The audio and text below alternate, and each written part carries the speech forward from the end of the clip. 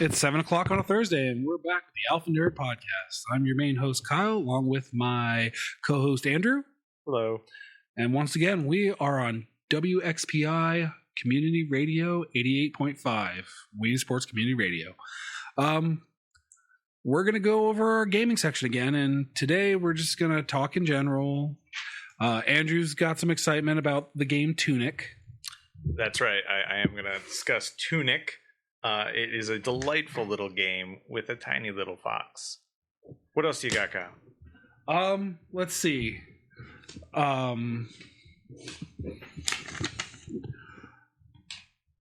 With the announcement on June 12th of the Bethesda game show.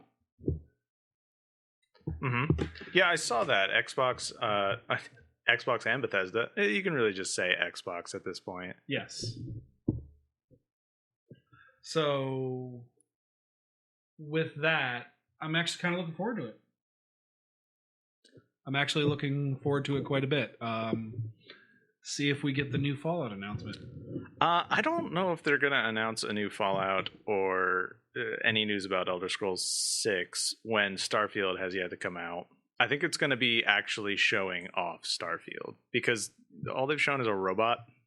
Like that robot was cool. Like don't get me wrong, but you need a little bit more. We know it's a Bethesda game, but to what extent? I know there was a leak like 2 years ago of some of the spaceships and some of the assets, but really we know next to nothing aside from it's a Bethesda game. So it's going to be buggy. It's going to be really buggy. When are they not? When are they not? They're not. Every single Bethesda game has had some really comical bugs. In Skyrim, they actually one of the patches caused the dragons to fly backwards. I remember that. It was great. Yeah, it was one of my favorites. They are just horrendous at doing that, and I'm hopeful that their mod tools come out pretty fast because the Bethesda way is let's release the game and we're gonna let the community patch it. Yeah, I remember the backwards flying dragons for Elder Scrolls. Oh my god, it was so funny. Skyrim, and then it would also bug out where the dragon could track you no matter how far away you went. He put like a little air tag on you or something. So funny. So I actually played Skyrim not on launch. I waited a couple years and I played it in like 2015. Ew. With all the expansions because I wanted to like give it time. I was like whatever, and I played it and I thought it was hilarious because I'm gonna spoil Skyrim. It's an 11-year-old game. I don't care. At the very end, you're in the Skyrim version of Valhalla, and like the world-ending dragon is on its way to fight you, and you're in this lodge with like 10 other dudes who are like, yeah, we'll help you fight Alduin. That was Alduin. Alduin. And we'll help you fight him. Oh no, he's here. And then they all just like kind of animate outside the lodge, and in the distance over like the 2 hills in this tiny Valhalla, this regularly sized dragon shows up and slowly flies towards you, and they're like, this is the final fight. Is terrible. It's so bad. It was a bad time. I had a bad time with the old werewolf, the lichen. The quest lines for that? No. After you got to be a lichen at the very beginning of the game, you find the one deity. Which one? The one that gives you the werewolf ring. If you do Hircine, yeah. Yeah, okay. Hircine's ring that does not work. Okay. Did it finally start working? Did it work for you? I don't know. I tried it. I was a vampire. Okay. Because the expansion that came out first was the werewolf versus vampire expansion, which was not really that good, but at least you got to be a cool vampire. Yeah, the werewolf tree didn't work out very well because they're like, oh, if you transform into werewolf and use the howl, it'll bring other werewolves to you like a summoning spell. That didn't work. And I got the ring of Hircine, and they're like, hey, if you use it, you can transform twice a day. That didn't work. Mm-hmm. Yeah, it didn't work is pretty much a common description of Bethesda anything, really.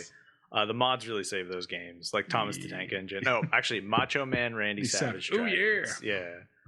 Do you hear it in the distance? Macho Man's coming for you. Ooh, here I'm coming. Ooh, it's the Macho Madness. They would be nowhere without mods. No. If Bethesda games didn't have mods, they would just kind of be like footnotes. But they have to be doing something right to get that dedicated of a fan base to mod their games, so they are.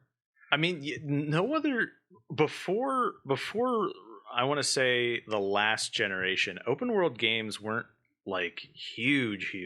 Bethesda was the first company that really pushed open world games in that kind of sandbox sense, where you could just do whatever you wanted. You wanted to like throw a tomato at some shopkeeper, go ahead and do it.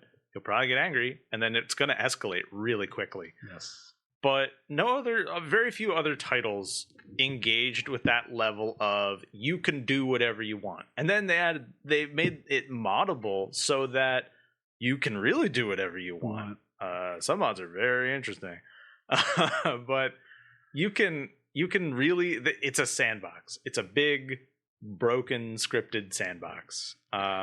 I am very partial to just silly mods because they just make me so amused. Yes, definitely my favorite for Skyrim was the Macho Man Randy Savage. Oh, of course. I mean, yes. Or Thomas the Tank Engine. I've seen I didn't some like that one as much. You didn't like that one? No, I really love that. Okay, that's fair.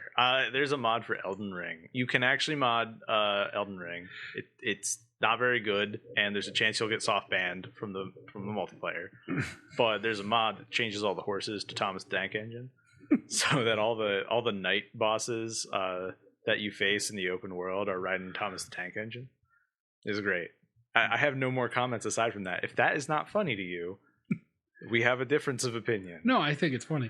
So, as far as like anything else news wise, that was the big thing. Also, there's Monster Hunter Rise news next week, I think. Yes. Or no, 2 weeks. May 10th. Yes, May 10th. May 2 10th. weeks. That's right. Because it's going to be coming out the 30th. Yeah, I finally looked at like the 3 Elder Dragons for the expansion, and I appreciate that 2 of them are new, and then 1 is literally just Zinogre but ice. Yeah. But they kind of try and sell it that it's something new. Well, it's not really.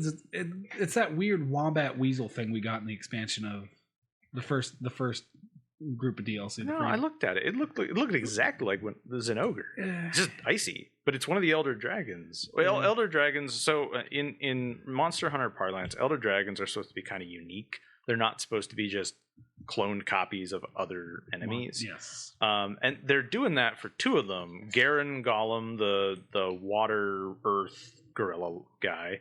Yep. And then whatever the other one is, the kind of skeletal one that sort of looks like Valhazak from Monster Hunter World. Yes. And then there's just Zinogre, who's like a dog, a lightning dog, but it's just ice instead.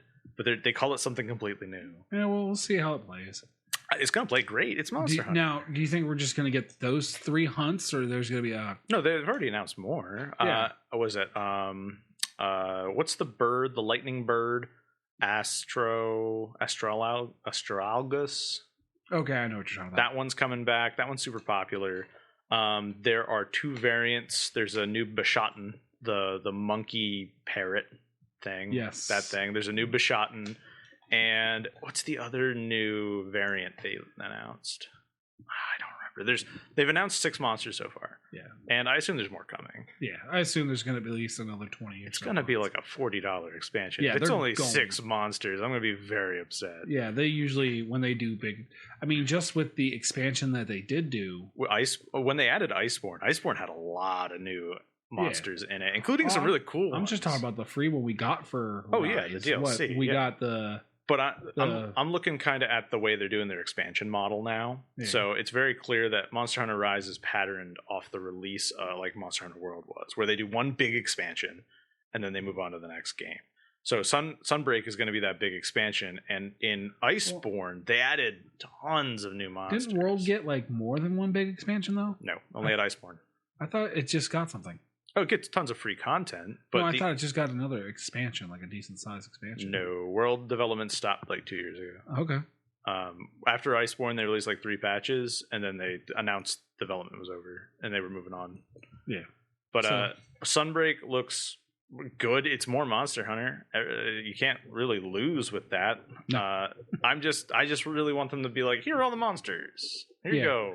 Here's like all of them. Yeah. I really wish we'd see more of the Evil Moose from Iceborne. I want to see Evil Moose back. Evil Moose was one of my favorites. I want Gravios. I love Gravios. Gravios is pretty cool. But yeah, that news was on there. I did see Monster Hunter Rise is currently on sale, 50% off on Steam right now. Yeah, and speaking of Nintendo, I guess somewhere got leaked that doing the Game Boy and Game Boy Advanced for the... That's not a shock. For the Online Plus package. That's not a shock at all. That I'm not gonna pay for.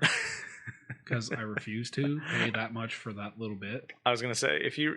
I am a fan of legal emulation. Emphasis on the legal there. But people have been doing emulation with all this stuff for years on devices that cost like $5. Yes. We don't need to be spending... How much is Nintendo Super Plus or whatever it is? What was it? Like $40 for the year for the regular family plan. How much is the Plus part, though? I think it's like $170. That sounds high. That sounds very it's high. Something ridiculous. That actually sounds ridiculous in the sense that I'm not sure that's accurate, because that sounds crazy high. However much it is, it's still probably too much. Honestly, Nintendo is kind of riding on everything because they have tons of money. They don't need to care. The Switch is a huge hit, and they don't need to do a lot of stuff to keep people around. So the minimum that they do, yeah, they're going to come out with Game Boy Advance, and they're going to come out with Game Boy Color emulators for Plus, doubtlessly. You'll get maybe like 15 games on them. And then you'll hope and dream that one day they put the game you really want on there. Yeah, which they never do. Yeah, that's accurate. Although I can really see them doing paid add-ons for like Pokemon games. Yeah. Although they've remastered so many of them already. They need to do Gold and Silver.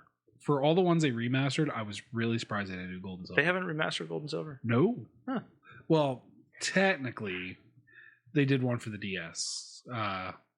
Heart Gold and Soul Silver? Yeah. Okay, I was going to say, I knew those fit in there somewhere. I forgot about that. Okay. But I meant with all their rehashing to get it onto the newer consoles, they haven't done that. That's fair. That's very, very fair.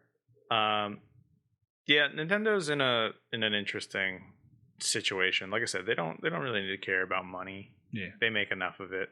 They're in a completely separate competitive environment versus all the other consoles. Xbox is over there doing something. PlayStation's over there doing something. Nintendo's like, we don't care.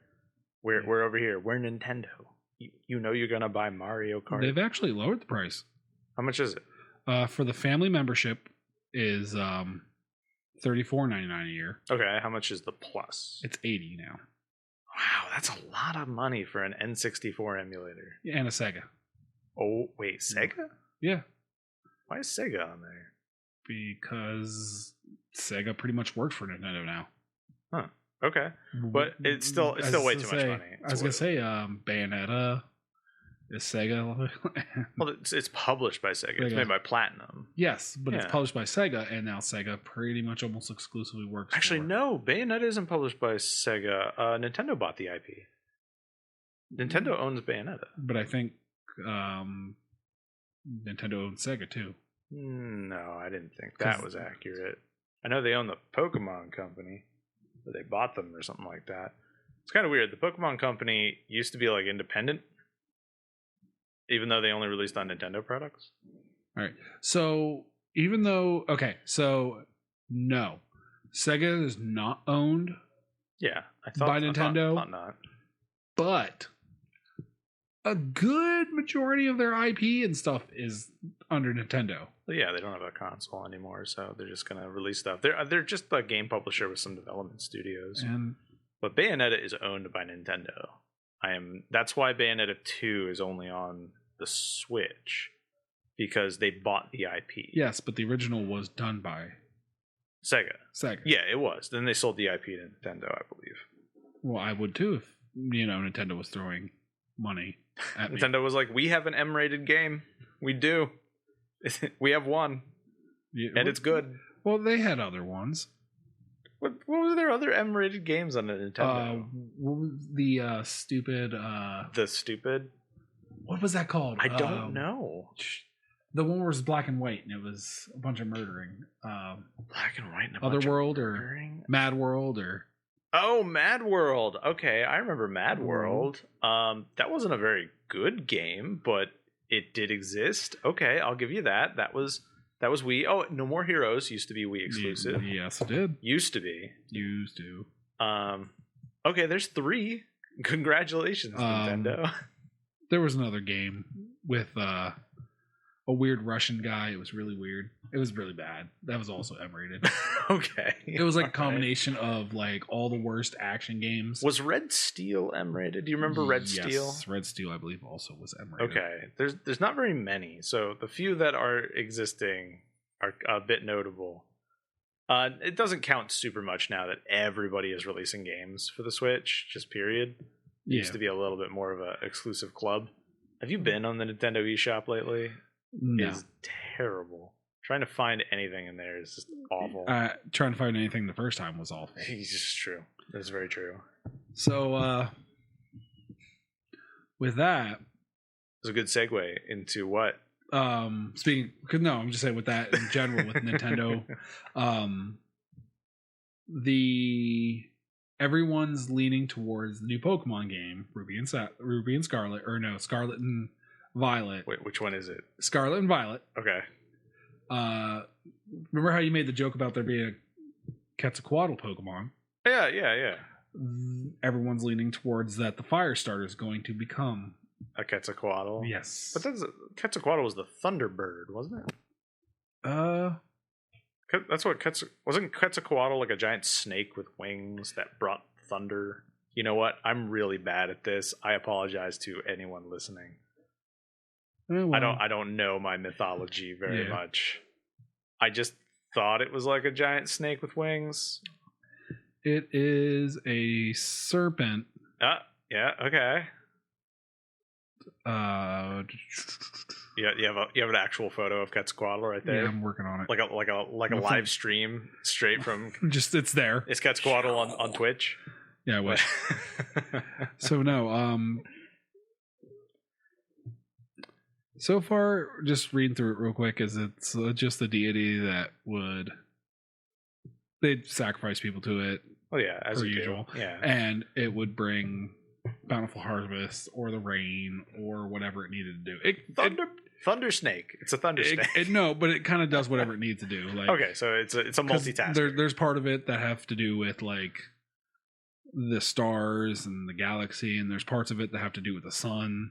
So it can do it. Okay, a lot. The Quetzalcoatl actually has its tail in a lot of different aspects of society. Yeah. So okay, so we're gonna get a Quetzalcoatl Pokemon. Yes. That doesn't seem. Yeah. Okay. All right. Whatever. Well, then there was also the picture of the ones that were leaked in a magazine that I showed you.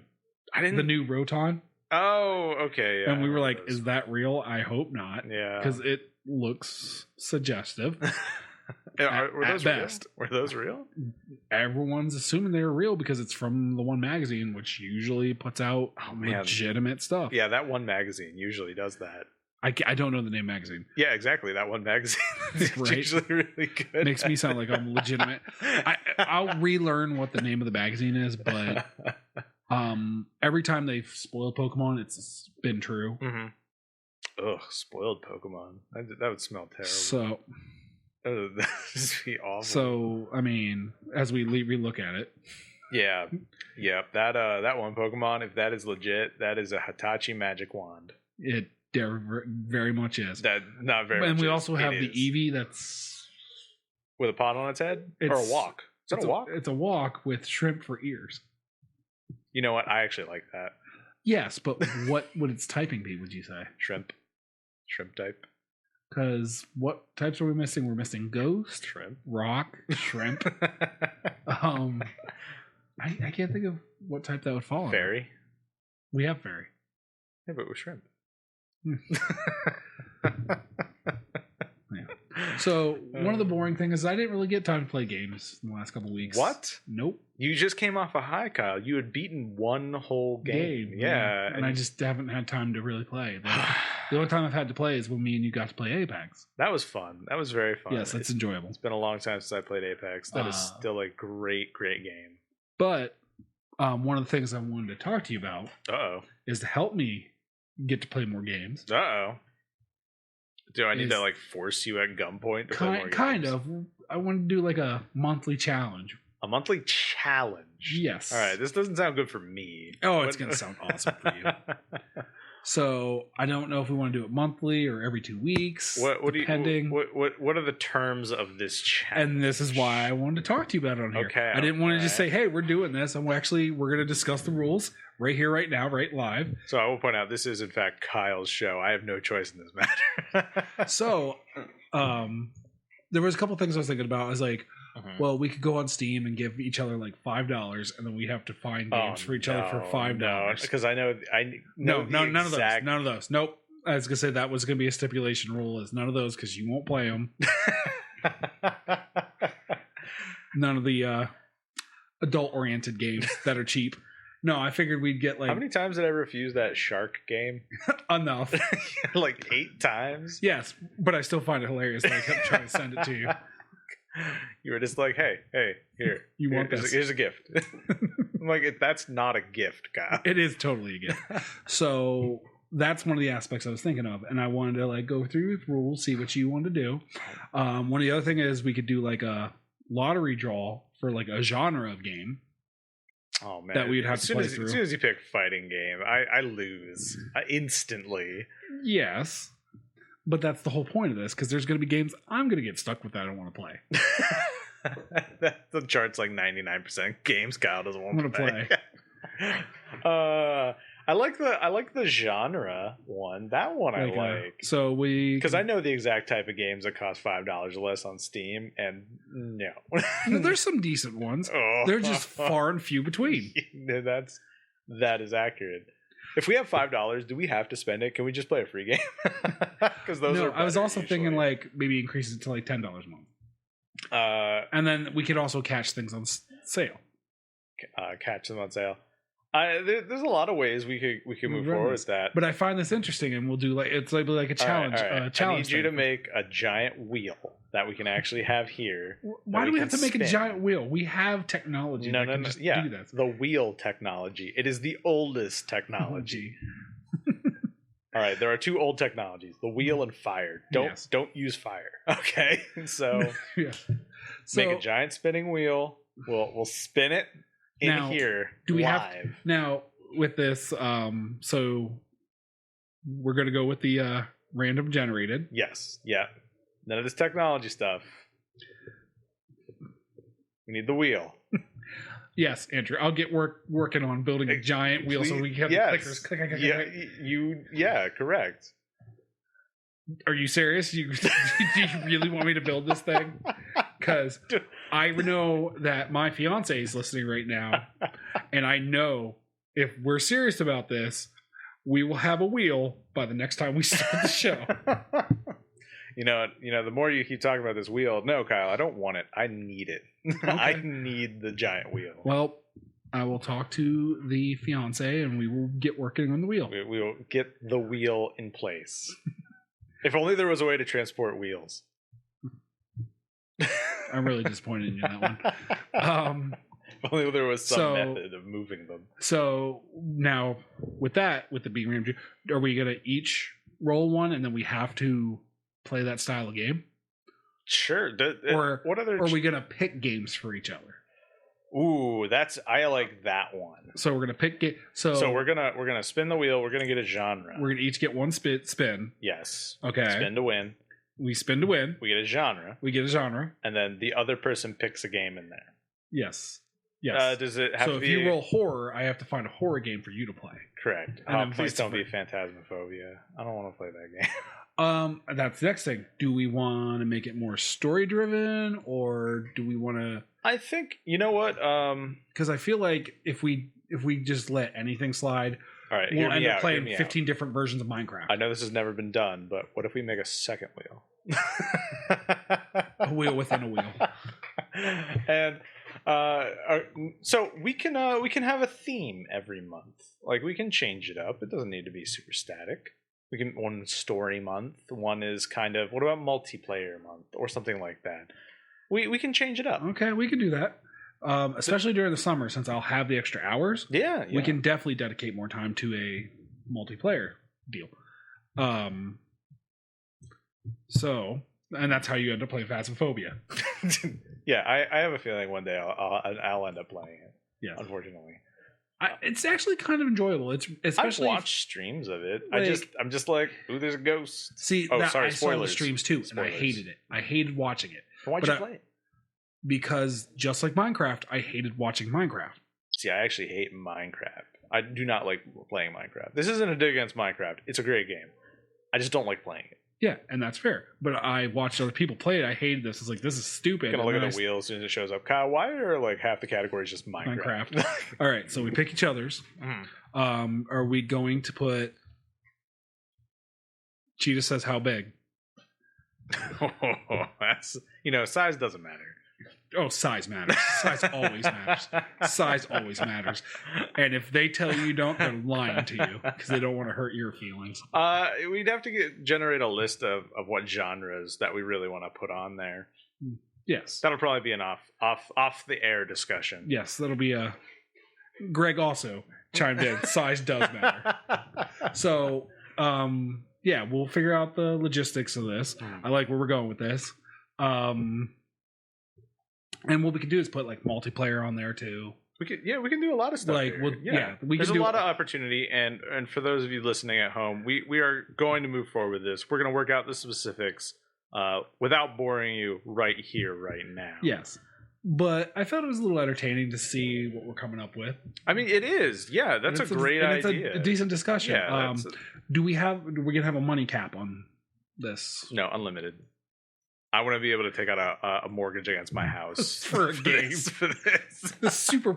Yes, of course. There's going to be a money cap. Nothing crazy. Jeez. Yeah, nothing crazy.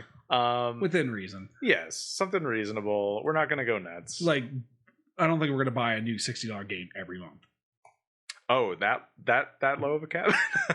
like you know what I mean? Yeah. Oh yeah, that's a lot. Yeah, that'd be a lot. That gets a lot. Just for games most of us don't want to play. Yeah. Should we play a game we've never played before? Yes. I think if we've never played it before, that would make it even better. That's going to be a challenge for me on some of these genres. Oh, don't worry, Andrew. Okay. Okay. Since you got me picking for you, okay, I'll find some doozies. Like I'll find some. Do you pick like RPG or first person shooter? Back alley. Yeah, you are. You're gonna have to find something like get something from like some dude in an alley. Like, here, take this disc. There's still crack cocaine on the side of the game. Like, don't worry, we'll have fun with this. Okay, yeah, I think we're gonna have a really good time. That sounds fantastic. I'm looking forward to it. Okay. Reviews, Kyle. I have reviews to talk about. Can I go to my review? We will, because I feel like that's gonna be a longer section. It is. I got a lot to talk about. And the before we get into that, okay. Mina the Hollower is that game from Yacht Club Games that we were talking about that I couldn't remember the name to save my life. Oh, okay. Yeah. Mina the Hollower doesn't come out till 2023, unfortunately. I thought you told me it was coming out like next week. They originally said they were planning for it to come out next week, next year. No, they were planning for it to be out by the midsummer. But they pushed it? They pushed it because Yacht Club Games doesn't want to mess up. They've been doing great. They don't want to screw Honestly, whenever a company comes out and says, we delayed our game, they can say whatever they like, but it doesn't matter because it's going to come out better than it was before. Yes. Like, that's just... Too bad for Cyberpunk 20. Okay.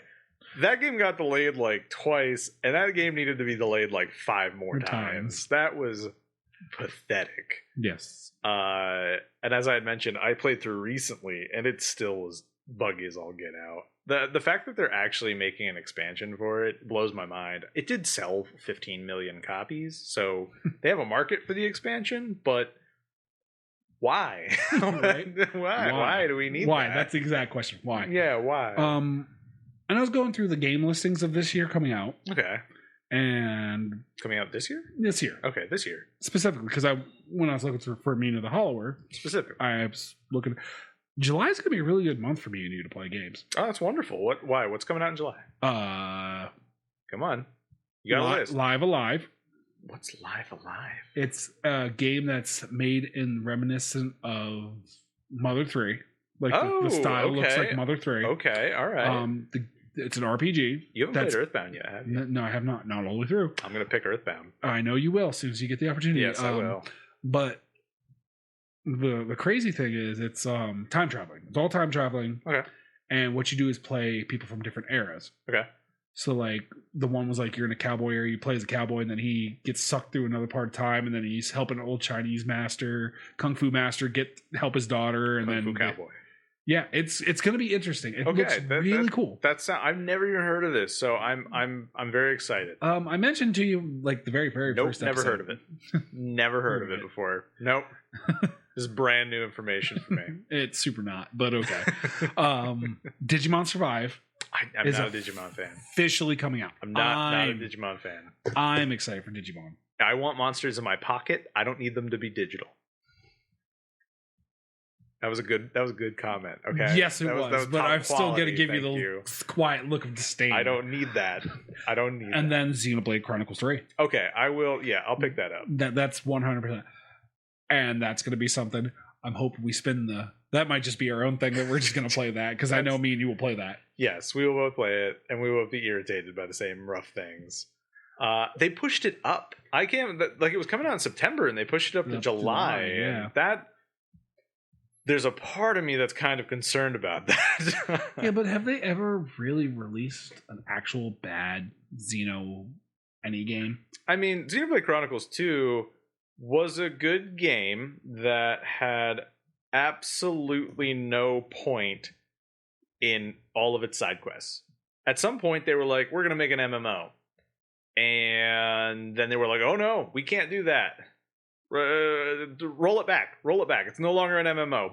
But don't change any of the side quests. Make them all extremely pointless to do. And also give you like 5,000 of them. That was horrible. Yes. Also, the Pon-Pons. I love the Pon-Pons. No, Ricky was the best. No one loves the Pon-Pons, not even God. Whoa.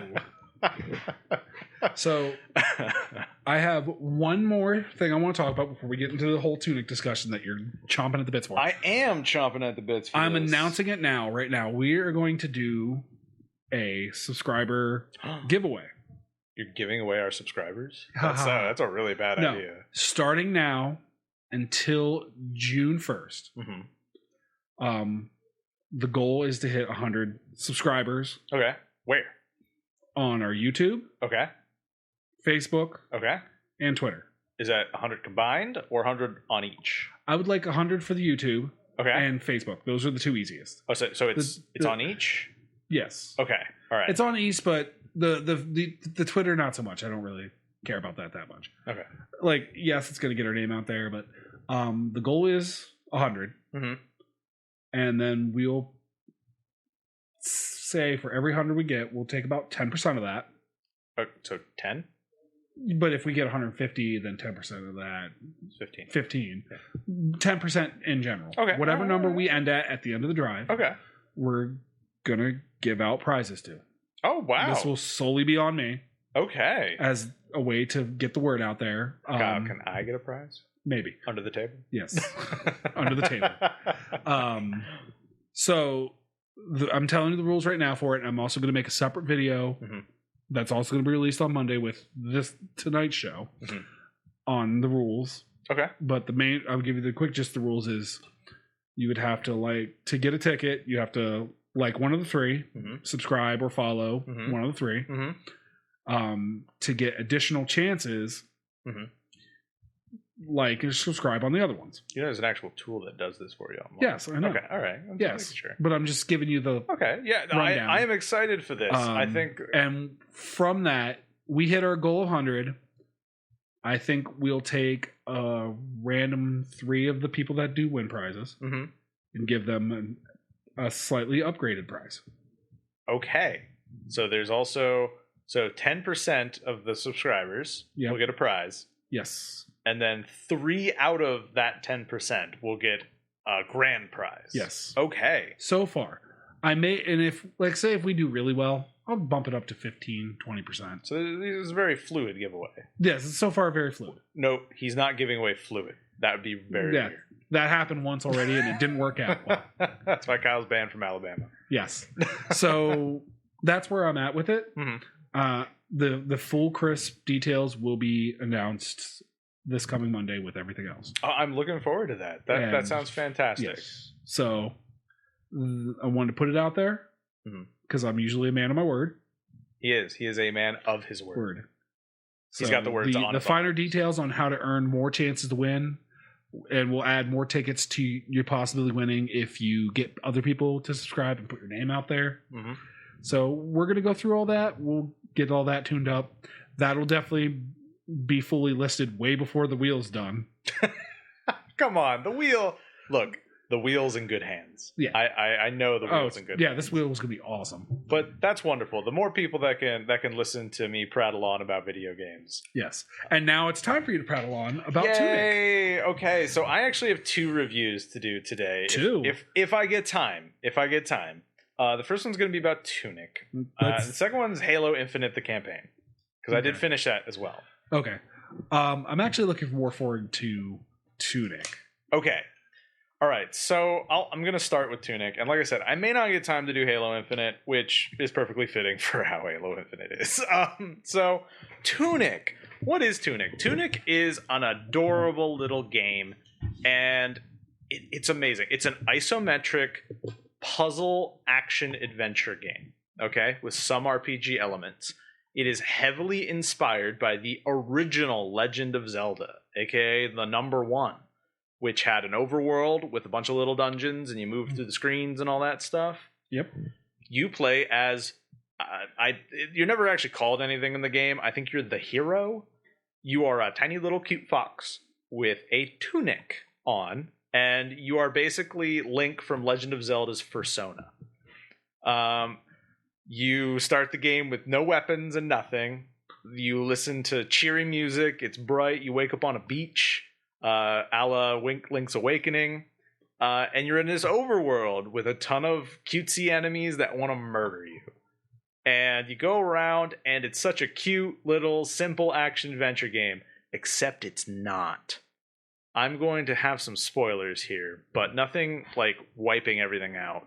But Tunic looks and acts completely separately from what it actually is. Now, this game was developed by one person over a period of multiple years. The music was done by somebody else, but only one guy developed all the rest of it, which is super impressive. Because Absolutely. The game's art style is gorgeous.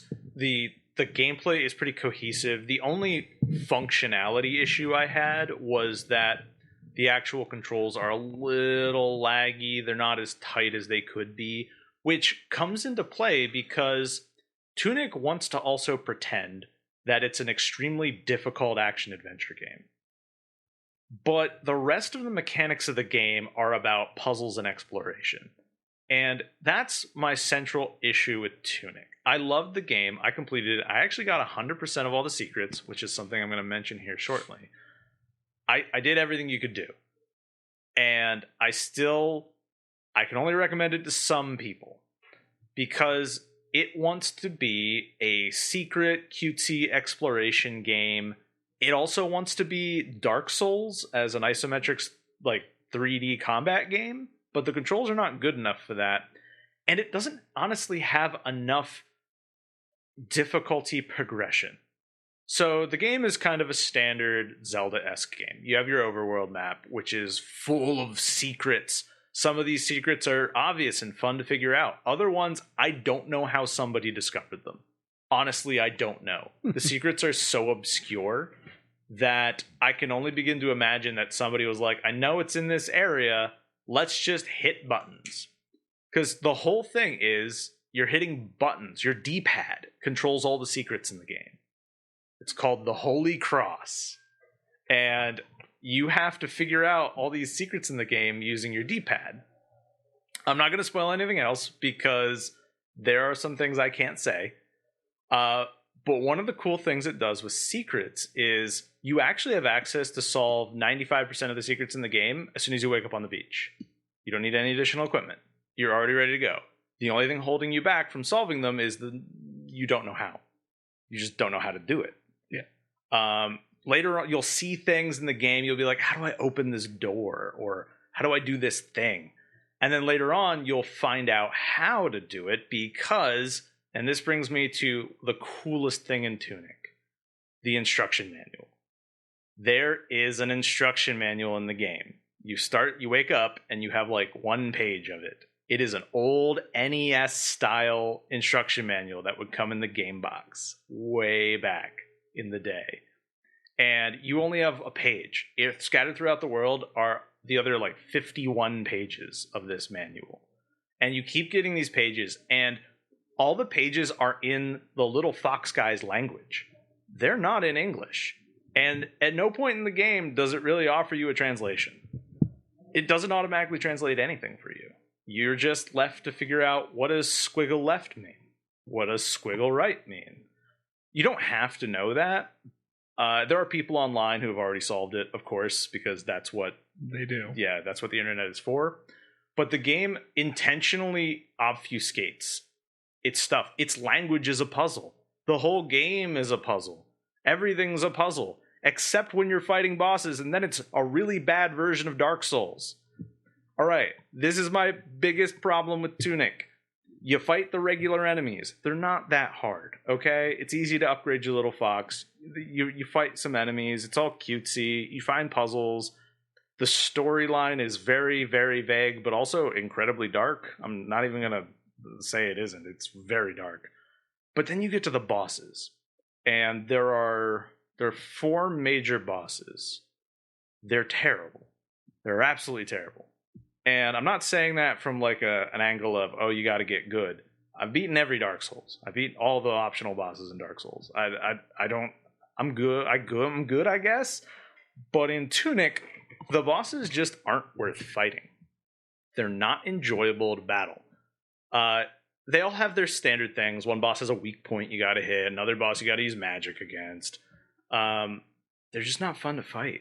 They're long. They're slogs. They're not representative of the rest of the game, where the rest of the game really prides itself on getting you to engage with this weird world where even the camera works against you. So the camera in Tunic is fixed from a specific angle. There are actually hidden walkways and pathways that you can't see on the map, that you can only find because you waggle your little fox behind a boulder. You found a door that you can't see. And then you move around the map, and you're like, oh, my fox is walking through this wall because there's a hidden tunnel here. This is really cool. You can actually get to any area in the game just from the overworld. You just can't see where to go because the camera is only at one angle. Yeah. But the boss fights are not enjoyable. They're stylistically fantastic. And the story they tell is also fantastic. But they're bad. And that's why I'm very grateful Tunic provides a no-fail mode accessibility feature. You can just turn it on, and you don't take any damage. Because honestly, that's the best way to play Tunic. I gotta tell you, if you're playing it like this is some hardcore combat game, it's not. It's not good enough to be that. Especially coming after playing something like Death's Door, where that was a Dark Souls combat game. And that game was good. It knew exactly what it wanted to do. The controls were super tight, and it did a great job. Tunic does not do that in the combat. It feels like a floaty Legend of Zelda. It's not meant for this. It's not its greatest moment. Now, it sounds wholly negative, or a lot of negative what I'm saying, but if you turn on something like no fail mode and just play the game and explore for the secrets, it's actually very relaxing.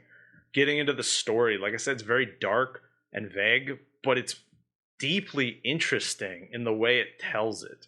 Death's Door had a similar thing where the story was vague-ish, and then, of course, the end of the game, like, monologues the entire story. Terrible way to handle that, Death's Door. Should have just not said anything. Tunic does that. It doesn't say anything. It just shows you stuff, and you piece together. Well, you piece as much of it as you can together. There are two endings to the game. One is very bad. One is very good. Go for the bad ending first. And if you want to know how to get the good and bad ending, well, the game actually tells you once you get the bad ending, which you're more than likely going to do.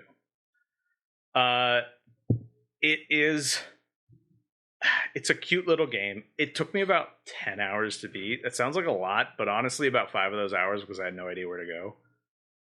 Once you beat the second boss, air quotes, the game just kind of gives up on giving you any sense of direction whatsoever.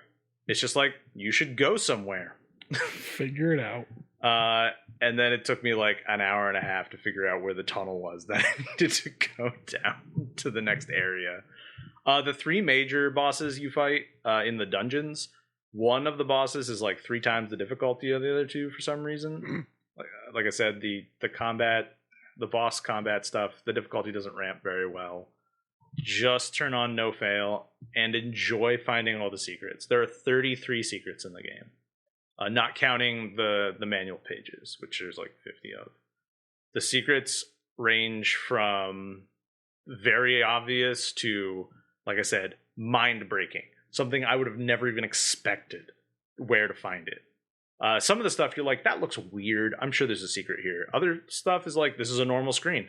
There's a secret here? Oh my gosh. It was the arrangement of the birds on those trees or something like that. That's not an actual puzzle. I'm just using an example. But Tunic is enjoyable, but I can only recommend it to people that are okay not having the combat part. If you try to play it to enjoy the combat, you're not going to. It's not very good. On the other hand, it is a good Zelda-style game, and the secret exploration is wonderful. The music is gorgeous, the aesthetics are beautiful, and the story is well done and executed. On the other hand, no one should have to face those boss fights. just no one. So, Tunic, I recommend it if that sounds like something you like. Watch some streams of it. Just the beginning, though. Try not to spoil yourself on any of the secrets or anything like that. Try to get a sense of how the game is, and then pick it up on the platform of your choice. I believe it's currently on Xbox and on Steam. I don't think it's on PlayStation at the moment. I do not know. I haven't really looked into buying it because you bought it and we're gonna play it. So I actually got it on Game Pass. It's on the Xbox Game Pass for PC and console. If you want to try it out, Game Pass is $1 for the first month. Honestly, it's a great deal. How much time do I have left? Oh, you have plenty. I have plenty of time. You have plenty. That's why I'll let you know. I will talk about Halo Infinite's campaign. All right. So Halo, the great, incredible, amazing product of Microsoft Xbox. You had Halo 1, 2, and 3, classic titles. And then Bungie was like, nah, we're out. And Microsoft's like, whoa, okay. We can't afford to not make money off this game. We have to make more Halo. So they built 343 Studios, and that is just their Halo company. Yes. They released Halo 4 to absolutely no fanfare because that was a terrible game. And then they were like, don't worry, we'll fix this. Halo 5, horrible game, just terrible. It had some They both had some enjoyable parts, but they were bad. Yeah, they were bad. Warzone. Not Call of Duty Warzone, but Halo Warzone was actually fun. It was a great idea in Halo 5 that they monetized with microtransactions so hard that it just made it deeply unappealing. Like, why do I have to open packs of microtransaction cards to be able to drop a tank in a game? That seems like a problem. That's a bad idea. That's a very bad idea. So anyways, 343 spent, 7 years working on Halo Infinite? It's like 6 years. How long has it been since Halo 5? It was like quite a while. Yeah, it's been a long time. I really think it's been 7 years. Well, I'll look at the Halo timeline. Okay. Well, not the Halo timeline. The Halo release timeline. Yes.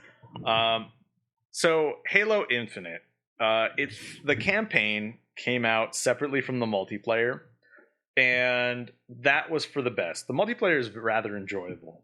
You'll hear people complaining about the progression systems, whatever. The actual gameplay is very good in the multiplayer.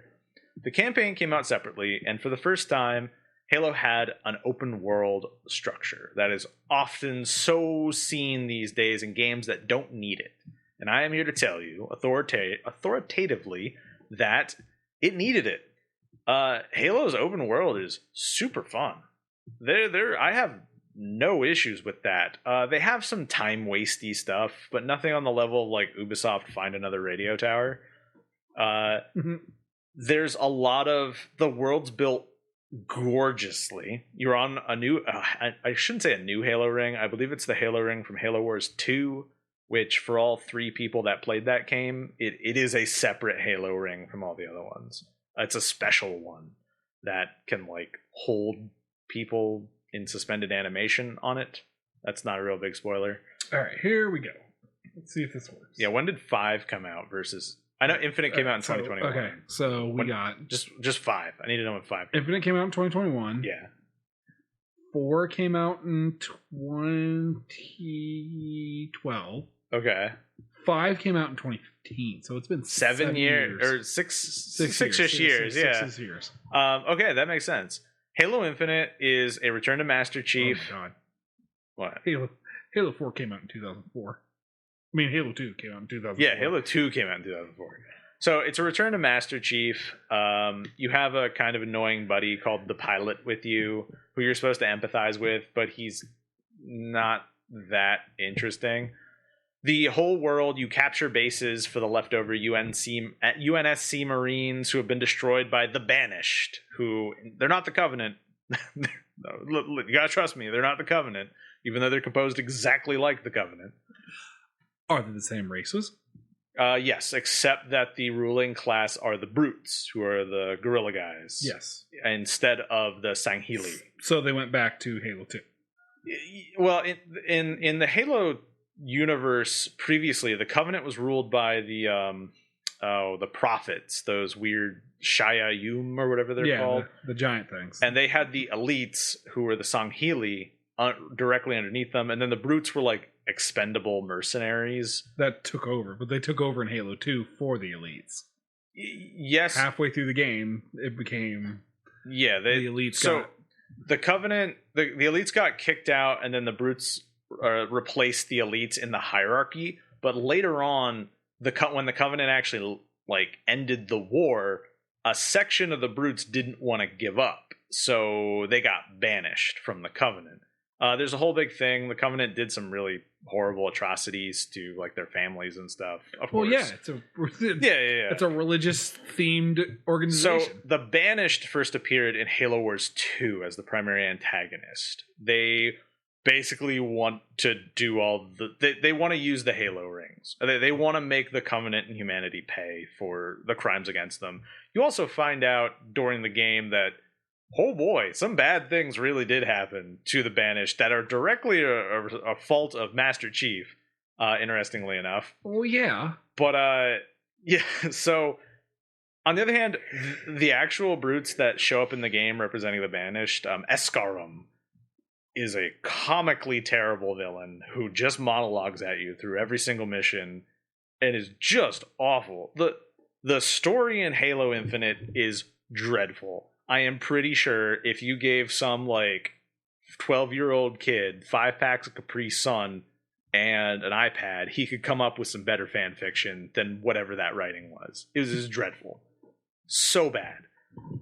Which is a deep contrast versus how enjoyable the gameplay is. You're in an open world, you have the grapple shot. It is a grappling hook that fires out of your arm, and it is amazing to use. You get upgrades for it where you shoot an enemy, it electrifies them. You hold in melee as you reel towards them, and your entire body charges up a shockwave, and you hit them, and like the screen explodes. It's great. It's so enjoyable.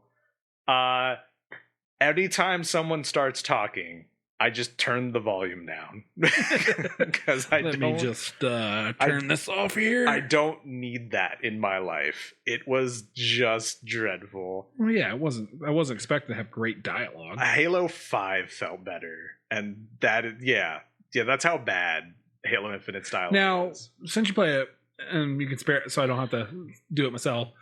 is Cortana fully back, or is she still going crazy?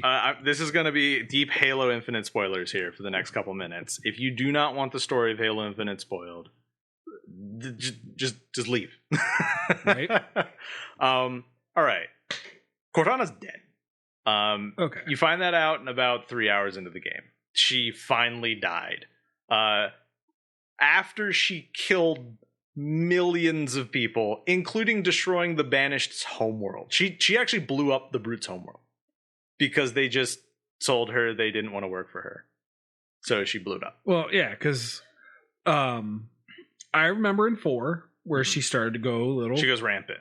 She starts going a little crazy. And 5, she takes the Didact's power at the end and ascends. She becomes the villain. You find out she dies, and before she went crazy, they made a clone of her called the Weapon, and that's given to Master Chief at the beginning of Infinite.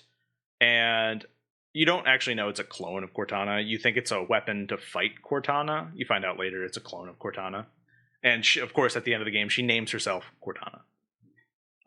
But she knows what Cortana did so that she would not travel the same path. She is a terrible character.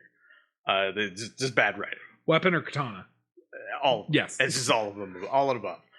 The other things you find out are that there is a race, a brand new race of aliens called the Endless, also known as the Zalaron, that are imprisoned in the Halo you're on. They are kept in like weird holographic storage that they can be resurrected from.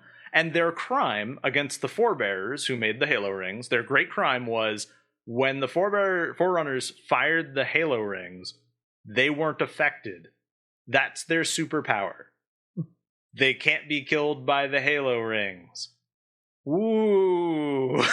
They're bad people for that. No. The entire game you hear like the Endless are coming, or we're going to resurrect the Endless, and you're like, oh man, the Endless. This sounds bad. There's a lot of stuff with the word Endless. Like, do they like split and replicate forever? Right. Are they like the Flood? Like, what's going on? No, you just find out that they're dolphin praying mantises. Okay, that's what they look like. And their sole ability is they can't be killed by a Halo ring. That is it. If there is anything else about them in the game sure doesn't tell you that. Do you fight one of them as like the primary boss? That isn't. They kind of look like the aliens from Independence Day. Not super much. The exoskeleton, but they do. Not that much. Enough. They look like a dolphin praying mantis. Okay, there's that. Okay. You gotta see it. You gotta see them in action, though. You gotta see them animated. That's also the only one you see. So, but anyways, yes, their big crime was they survived a Halo ring blast. So, to repay them for that, the Forerunners converted their entire species. The same thing. Okay, it looks a little like it, tiny bit. They converted the entire species into a holographic prison and tortured and vivisected most of them. That happens. That's it, though. That was their only crime. The story's horrible. Don't play it for the story. Play it for the enjoyable open world game. Yeah, exactly. But that's Halo in a nutshell. Yes. So, all right. So, we're going to call this a decent show.